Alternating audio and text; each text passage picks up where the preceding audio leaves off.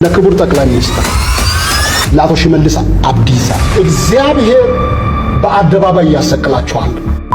የተዋሕዶ እንቁዎች አባ ገብረመድህን አበበን ጨምሮ ግፍ እየታሰሩብን ማን ገደላቸው ሳይሆን ለምን ተገደሉ ነው የእያንዳንዳችን ጥያቄ። እኚህን አባት አባ ኃይለ ሚካኤል የሚባሉትን አባት ገለዋቸው ማርያም በዬ እንትላይ ቂልጦ ማርያም እያላችሁ የቂልጦ ማርያምን ስም ለዓለም አስተጋቡልኝ። ሰላም የተወደዳችሁ የኬፋቲው ቤተሰቦች፣ በአዲስ መረጃ ተመልሼ መጣሁኝ። በቅድሚያ ሁላችሁንም እንኳን ለእመቤታችን ዓመታዊ ክብረ በዓል በሰላም አደረሳችሁ እላለሁኝ። እንግዲህ እዚህ ቤተክርስቲያን ላይ ግፍ ማድረግ እስካላቆሙ ድረስ በአደባባይ ማንም ቢሆን ማንም ባለስልጣን እንደሚሰቀል ከራሳቸው አንደበት የወጣ መረጃ አለ። በዛሬ ቆይታችን አስመለክታችኋለሁ። ዛሬ እንግዲህ የዓመቱ እመቤታችን ነች። ከሱ ቪዲዮ ምን ጀምር የሚሆነው ለዚህ ቲቪ አዲስ ሆናችሁ እኔ አማኑኤል መኮንን እባላለሁ። ይሄንን መረጃ ላይክ ማድረግ እንጀምር። እንዳትፈራ ሰይፍን እንዳትፈራ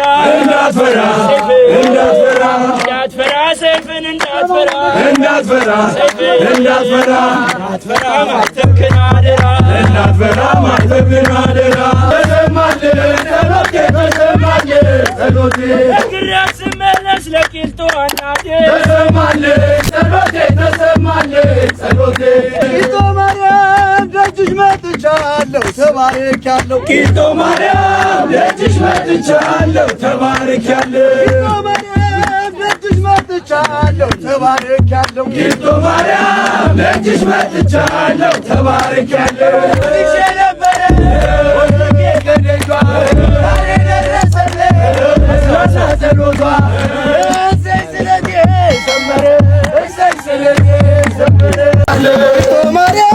የድል ከተማችን መማፀኛችን ቂልጦ ማርያም የድል ከተማችን መማፀኛችን ቂልጦ ማርያም የድል ከተማችን መማፀኛችን ቂልጦ ማርያም የድል ከተማችን መማፀኛችን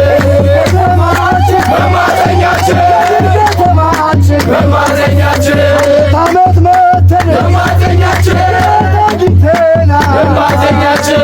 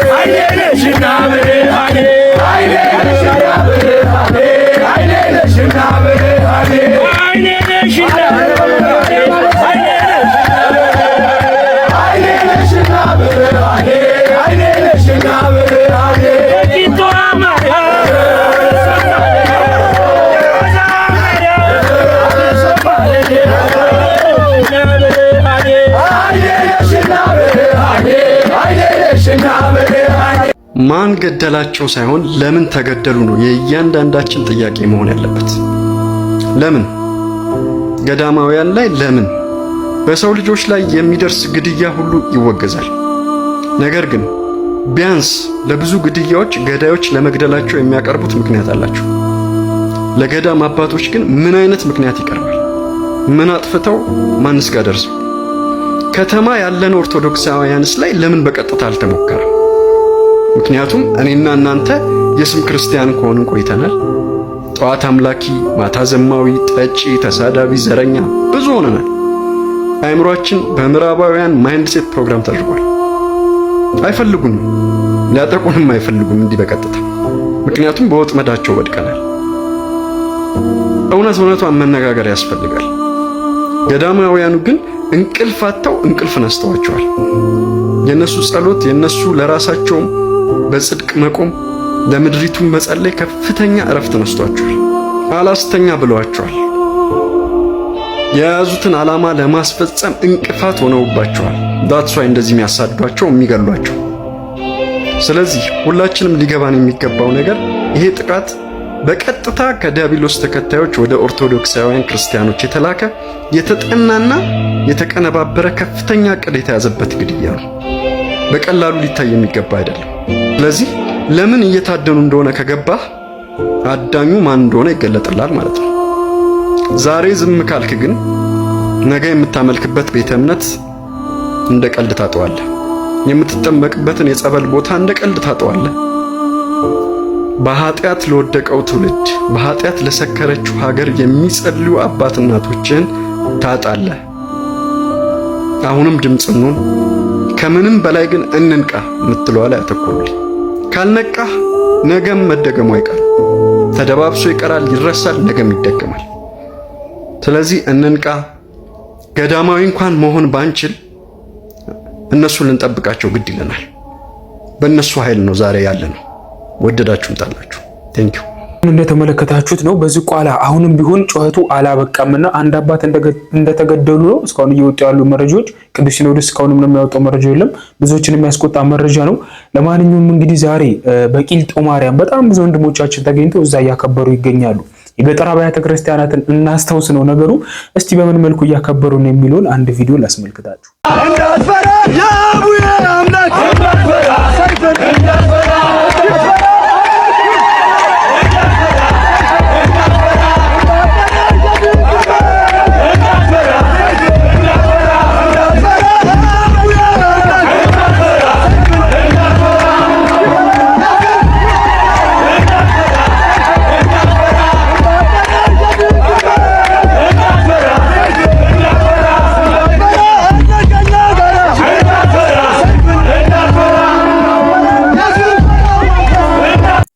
ወቀሳ ደረሰኝ በውስጥ መስመር ማለት ትልቅ ፎሎወር ያለው ጓደኛዬ ነውና እንዴት እስካሁን ስለ ዝቋላ ሳዘግብ አንተ ምን አይነት ሰው ነህ አሽቃባጭ ነህ ምናምን ብሎ ጻፈልኝ። ማሚ ትሙት ነው የምላችሁ።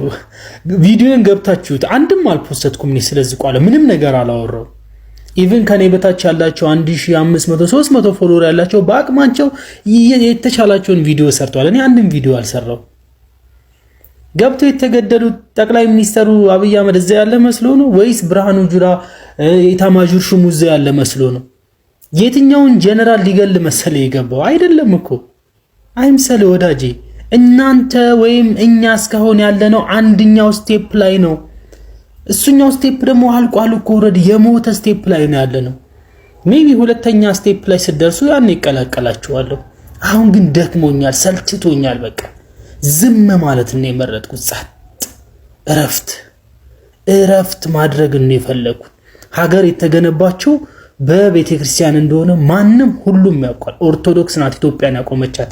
ስለሆነ ቤተክርስቲያን ከጠፋች ኢትዮጵያ ትጠፋለች ተብሎ ስለሚታመን የትኛውንም አይነት ጀነራል ሊገልል ወይም ደግሞ ጫካ ያለው ታጣቂው ቡድን ይህ መኖክሴ እኔን ይገለኛል ወይም ስናይፐር አለው ተኩሶ ይመታኛል ብሎ አይደለም የገደለው ወዳጄ። ገና አንደኛው ስቴፕ ላይ ነውና ለዛ ነው ጸጥ ዝም ያልኩት። ሰላም እንዴት አመሻችሁ? አው በርግጥ ሰዓቱ ሄዷል፣ መሽቷል። በጊዜ ቢሆን ደስ ይለኝ ነበረ ሐሳቡ ብዙ ሰዎች ጋር እንዲደርስ። ሆኖም ግን ሳላስተላልፍ ማደር አልፈልግም። ምክንያቱም ነገ ሰኔ 21 የእመቤታችን ትልቅ ክብረ በዓል ቀን ነው። ያም ደግሞ በሰኔ 21 በልጇ በወዳጇ መቃብር ላይ በጎልጎታ ስለኛ ስለ ኃጢያተኞቹ ለጻድቅ አይደለም ለኃጢያን እያለች እያለቀሰች የተማጸነችበት የለመነችበት ልጇም ወዳጇ ኢየሱስ ክርስቶስ ወርዶ ለእናቱ ትልቅ ቃል ኪዳን የሰጣት ቀን ነው። ይሄንን እንግዲህ ወር በገባ በ21 በጣም ብዙ ልምድ ያላችሁ የምታደርጉ አውቃለሁ። ከብዙ ጭንቅ ከብዙ ችግር የሚያወጣ ትልቅ ጸሎት ነው። ስለ እውነት እንግዲህ ለኔ በብዙ ነገር የደረሰችልኝ እመቤቴ በዚህ ጸሎት ከብዙ ችግር ወጥቻለሁ። ከዚህ በፊት ገልጫለሁ የምታስታውሱ ከሆነ ልጄ እንግዲህ ታማ በ9 ሰዓት እየተነሳሁኝ ይህንን ጸሎት ደጋግሜ እያለቀስኩኝ እጸልይ ነበር። እመቤቴ ሆይ በልጅሽ ፊት ሞገስ ሁኚኝ አማላጅኝ እያልኳት፣ አማላጅነቷን የምትተማመኑ ሁሉ እመቤቴ አታሳፍርም። ከጠላት የተሰነዘረብኝን የጠላትን ሰይፍ አጥፋልኛለች። ልጄን በአንድ ቀን ጸበል ፈውሳልኛለች። ነገር ግን የእናንተ ትጋትና ጸሎት ደግሞ ይፈልጋል። ይህ ጸሎት ደግሞ ትልቅ ጸሎት ነው። ስለዚህ ልምድ ያላችሁ ሰየው፣ ልምድ የሌላችሁ ግን ልምድ ብታደርጉት። የዛሬዋ ሌሊት ደግሞ ትልቅ ቀናትና 9 ሰዓት ተነስታችሁ ይህንን ጸሎት እንድታደርጉ የሰማችሁ ላልሰማ አሰሙት። የእመቤታችን አማላጅነት በሁላችን ይደረብን። ለምታምኑ ሁሉ በተረፈ ሰላም ምደሩ። አመሰግናለሁ። እኚህን አባት አባ ኃይለ ሚካኤል የሚባሉትን አባት ገለዋቸው ዋሻቸውን አቃጥለው እሳቸውን ወደ ገደል ይወረወራቸው። በቃ በአሰቃቂ ሁኔታ ወደ ገደል ወረወራቸው። ከዛ ያው የገዳሙ አባቶች አስከሬኑን ከዛ ከተወረወሩበት ገደል አውጥተው በክብር ወደ ላይ ከወረዳው ልዩ ኃይል ግብረ ኃይል አለ የታዘዘ ወርዶ አብረን በክብር የአካባቢ ህብረተሰብም ሲሰማ ወጥቶ አብሮ ይረዱናሉ። ያንን ላይ ይዘን መጣን አስክሬኑም ማለት ነው። ከዛ ያው በገዳሙ ስርዓት ያለውን ነገር ተፈጽሞላቸው ሰማዕት ከሆኑት አባቶች ከአራቱ አባቶች ጋር እዛ በክብር በ16 ቀብረናቸዋል ማለት ነው። ምንድነው ይሄ ሁሉ እንደዚህ ያለ ችግር ሊፈጠርበት የቻለው ምክንያት በቃ የገዳሙ ላይ ያላቸው ትኩረት ምን እንደሆነ እኛ ራሱ በጣም ግራ ገብቶናል። ብዙ ጊዜ አይናቸውም ጆሮአቸውም ገዳሙ ላይ በቃ የሆነ ጥላቻ ነገር ነው የሚያሳድሩት። ከየት እንደሚመጡ አይታወቅም። ዘወትር ገዳሙ ላይ ጥቃት ለማድረስ አንዳንድ ችግሮችን ለመፍጠር መናኙና በዛ ያለውን መነኮሳት በቃ እንዲኖሩም የማይፈለግ ደረጃ መስሎ ነው ለኛ አሁን የሚታየን ያለው በእነሱ እይታ። ይህናል ደረጃ ምን ሐሳብ እንዳላቸው ይገባል። ያም ሁሉ ጊዜ ህብረ ክርስቲያኑ ስጋት ላይ ነው ለመምጣትም ራሱ ያንን ተቀርፎ የቀድሞ ክብሩ ሰላማዊ መንገድ የሚመጣበትን መንግስትም አይኑም ጆሮም አድርጎ የገዳሙ ያ ቅርስ ቦታ ነው የሚታወቅ ነው። ያንን በለጠ ሰፊ ስራ ተሰርቶበት እንዲያደርገን ነባራዊ ምንድነው እንደው ቢያዋይ ራሱ ህብረተሰቡ አካባቢ ያለው ይሄ ነገር ምንድነው ለገዳሙ ከአካባቢ ያለው ህብረተሰብ ጋርም ተዋይቶ መንግስት ምንድነው ችግሩ ይሄን ነገር ስለምንድነው እንደዚህ ያለ ነገር ሊፈጠር የቻለው ያለውን ነገር አካባቢስ ምንድነው ትኩረት እየወሰደ ያለውን የሚለው መንግስት ያለውን በቃ ማያዳግም እርምጃ ወነዛ ኃይሎች ላይ ተወስዶ ህብረተሰቡን አዋይቶ የገዳሙንም የህብረተሰብ ጠቃሚነት አንድ ቢደረግልን ልማታዊ ስራ ቢሰራልን ያለው ነገር እኛም እንደ ልባችን ወተን ወርደን እንደ ቀድሞ ስራችን የሚሰራው ህብረ ክርስቲያኑ ካለምን ከዚህም በየአቅጣጫው መጥቶ ገዳሙ ላይ እንደ ቀድሞ በአመት 2 ጊዜ የሚከብረው በዓል ያለምንም ስጋት ያለምንም መሳቀቅ መጥቶ የሚሳለምበትና ክብሩን የሚገልጽበት ቢኖር ደስ ይለናል። ሌላው ደግሞ ወጣንያኑ ባህታውያንን ይረዳል፣ አረጋውያንን ይረዳል። በዚህ አይነት መስቀል እኮ የሚገዛው ዲያብሎስን እንዲያወግዙ ነው፣ ኃጢአትን እንዲያወግዙ ነው፣ ክፋትን እንዲያወግዙ ነው፣ ነፍሰ ገዳይነትን እንዲያወግዙ ነው፣ ድሃ መበደልን ፍርድ ማጓደልን እንዲያወግዙ ነው መስቀል የተሰጣቸው እንጂ የአብይ አህመድን ብልጭልጭ የኮሪደር ልማት እንዲባርኩ አይደለም። ስለዚህ ህዝቡ አምርሮ መናገር አለበት፣ መለየት አለበት። አሁን ጊዜው እስራኤላውያን በስደት ከኖሩበት ወደ እስራኤል ሲመለሱ በግልጽ የታወጀ አንድ አዋጅ ነበር፣ ከአሕዛብ የተጋባችሁ ተፋቱ የሚል። አሁን መለየት አለበት እውነተኛውና ሐሰተኛው፣ ምርቱ ከገለባው አሉ ሞልተዋል። እውነቴን ነው የምልሽ፣ ገበሬ አስደንግጥ ጥቅስ እየጠቀሱ ህዝብን የሚያሸማቀቁ ያልተማረውን ያላወቀውን እንዴ አባት እንዲህ አይባልም ካህናት አትናገሩ የተባለው እኮ አባት አትናገሩ ካህናት አትናገሩ ነው። አባትነት የሚመጣው መስቀል ስለጨበጡ ብቻ አይደለም፣ ቀሚስ ስለደፉ ቆብ ስላጠለቁ ብቻ አይደለም፣ ጥምጥም ስለጠመጠሙ ብቻ አይደለም። አባት የሚያሰኘው ህይወት ነው። ከምዕመናን ተሽሎ መገኘት፣ ክርስቶስን መስሎ መገኘት። ቅዱስ ጳውሎስ እንዳለው እኔ ክርስቶስን እንደመሰል እናንተ እኔን ምሰሉ እንዳለው መስሎ መገኘት ነው፣ ሆኖ መገኘት ነው እንጂ በድን ሬሳ አባት ሊባል አይችልም። ቅዱስ ያዕቆብ ነግሮናል። ነፍስ የተለያት ሥጋ የሞተች እንደሆነች ሁሉ ሃይማኖቱን በስራ የማይገልጽ ሰው የሞተ ነው ብሏል። ስለዚህ ሙት ደግሞ ሊመራ አይችልም። እውነቴን ነው የምልሽ። ወንጌል እንዲህ ነው ያለው፣ እውር እውርን ቢመራው ሁለቱም ከጉድጓድ ይወድቃሉ ነው ያለው። በገንዘብ የታወሩ በስልጣን የታወሩ በመንደር የታወሩ እውራን ህዝብን መርተው ነፃ ሊያወጡት አይችሉም። ተነግሯል። በመጨረሻው ዘመን እንዲህ ይሆናል ተብሏል። እንዲህ ይሆናል ማለት ግን እናንተ እንዲህ ትሆናላችሁ ማለት አይደለም። በዛ ዘመን ውስጥ አለመሆን ይቻላል። ተጠንቀቁ የተባልነውም እኮ አለመሆን ስለሚቻል ነው። ያስጠነቀቀንም አለመሆን ስለሚቻል ነው። የጥፋቱ አካል እንዳንሆን ትንቢት ከተነገረባቸው እንዳንሆን ነው የተነገረን። አንዳንዶችን ከሳት ነጥቃችሁ አውጡ የተባልነውም ለዚህ ነው። አሁን እኮ የለየን ትንቢት ከተነገረባቸው ወገን ስለሆኑ ነው አባቶቻችን። ስለዚህ እኛ ትንቢት ከተነገረባቸው ወገን መሆን የለብንም። ትንቢት ከተነገረባቸው ሳይሆን ከተነገረላቸው ቅዱስ ጳውሎስ እንዳለን እነሆ የጸኑትን አስቡ እንዳለን የጸኑትን የጥንቶቹን አባቶቻችን መከራ አዲስ አይደለም ብለሽኛል። አዎ በመከራ ውስጥ ጸንቶ መገኘትም አዲስ አይደለማ። በዘመነ ሰማዕታት እነ ቅዱስ ጊዮርጊስን አፍርተናላ፣ እነ አርሴማን አፍርተናላ። በኢትዮጵያም ታሪክ ብዙ ቅዱሳን እንዴ ነገስታቱን እየገሰጹ እኮ ግዞት የተላኮሉ አሉ እኮ። አቡነ አሮን እኮ ቤተ መቅደሱ ፀሐይ የሚያስገባ ግን ዝናብ የማያስገባ ቤተ መቅደስ ያላቸው አሮን ዘመቄት እኮ ግዞት የተላኩት እኮ ንጉሱን በመገሰጻቸው ነው። የአባቶቻችን ልጆች ልንሆን ይገባናል እና ቀሚስ፣ መስቀል፣ አስኬማ ሊደልለን አይገባም። የእድሜ አረጋዊነት፣ የፂም መንጀርገግ ሊያታልለን አይገባም። ቅድስት አፎሚያ እንዳለችው አባቴ ሆይ አስኬማህ መልካም ነው፣ ቃልህ ግን እኩይ ነው ያለችው። ልቀበለው አልችልም ነው ያለችው። አሁንም እኛም የሞት ነገር የሚናገሩ ከሆነ ከአጥፊዎች ጋር ከተባበሩ ዲያቆን ይሁን ቄስ ይሁን ጳጳስ ይሁን ፓትርያርክ ይሁን አባቴ ሆይ ልብስ መልካም ነው የአባቶቼ ነው፣ ቃልህ ግን የሞት ቃል ስለሆነ አልቀበለውም ማለት አለብን። ይሄ ነው መፍትሄው እንጂ ዝም ብሎ ቅድም እንዳልኩሽ መሪጌታውም ምኑም እየተነሳ የሌለ መወድስ ቅኔ እያቀረበ ለክርስቶስ የሚገባውን ለሰዎች እየደረተ በየበዓሉ ላይ ታቦቱን ጋርደው ከፊት አሁንማ ታቦቱንም ለማየት እኮ እየከለከሉን ነው። ታቦት ሲነግስ ራሱ ከታቦቱ ፊት የሚቀመጡት እነሱ ሆነዋል። እስከዚህ ድረስ ነው መስመር የሳቱት። ስለዚህ በቃችሁ ሊባሉ ይገባል።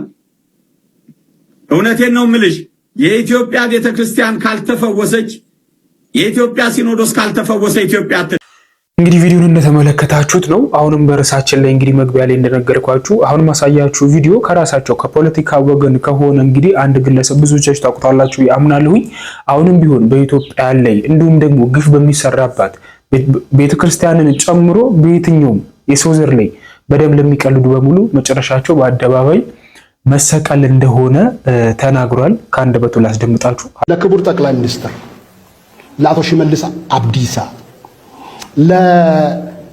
ለኦሮሚያ ክልል አመራር በሙሉ እግዚአብሔር በአደባባይ ያሰቅላችኋል ካልተመለሳችሁና ይህ ደም መፍሰሱ ካልቆመ መልእክቴን አስተላልፋለሁ። ይህ ደም የአማራ ሕዝብ በኢትዮጵያ ምድር ደም ማፍሰስ ሴራ ካልቆመ በእውነት ነው ምላችሁ በአደባባይ የኦሮሚያ ብልጽግና አመራሮች ምረጡልን ተብሎ ሲሰቀሉ እኔ ዛሬ አየሁ። በአደባባይ ሲሰቀሉ ማለት ነው። ሰሜኑ ልተባበርባችሁ ነው። ለክቡር ጠቅላይ ሚኒስትር ለአቶ ሽመልስ አብዲሳ፣ ለኦሮሚያ ክልል አመራር በሙሉ እግዚአብሔር በአደባባይ ያሰቅላችኋል ካልተመለሳችሁና ይህ ደም መፍሰሱ ካልቆመ መልእክቴን አስተላልፋለሁ። ይህ ደም የአማራ ሕዝብ በኢትዮጵያ ምድር ደም ማፍሰስ ሴራ ካልቆመ በእውነት ነው ምላችሁ በአደባባይ የኦሮሚያ ብልጽግና አመራሮች ምረጡልን ተብሎ ሲሰቀሉ እኔ ዛሬ አየሁ። በአደባባይ ሲሰቀሉ ማለት ነው። ሰሜኑ ልተባበርባችሁ ነው። እንግዲህ ቪዲዮን እንደተመለከታችሁት ነው ለዛሬ ያዘጋጁት ቪዲዮ ይሄንን ይመስላልና በድጋሚ እንኳን አደረሳችሁ እያልኩኝ እንግዲህ ግለሰቡ የተናገረው ነገር ምንም በፖለቲካው ከን እንኳን ባንገባ ልክ ነው ብዬ አምናለሁ። ምክንያቱም መሬትን አኪልዳም አድርጎ የሚቆይ የትኛውንም መንግስት የትኛውንም ንጉስ ብንመለከት እንግዲህ አባቶቻችን በዚህ ህይወት ውስጥ ነው ያለፉት። እነሱ አልፈው እስካሁን ቤተክርስቲያን ቆማለች። በፖለቲካውን ብንመለከተው እንግዲህ ሰውን የሚያጠፋ የትም እንደማይደርስ ነው እየተመለከተን ያለነውና ለማንኛውም እንግዲህ አሁንም ቢሆን ድምጻችን ለዚህ ቃል አባቶች ማሰማት ይገባናል ብዬ አስባለሁ። ሁላችሁም ኮሜንት ላይ እንኳን አደረሳችሁ ያላችሁ መጻፋችሁን አትርሱ። ቀጣይ በአዲስ መረጃ እስካገኛችሁ ድረስ እግዚአብሔር አምላክ ኢትዮጵያና ህዝቦቿን ይባርክ። ያድናል ቃልሽ ታምሪ ይሰራል ስምሽ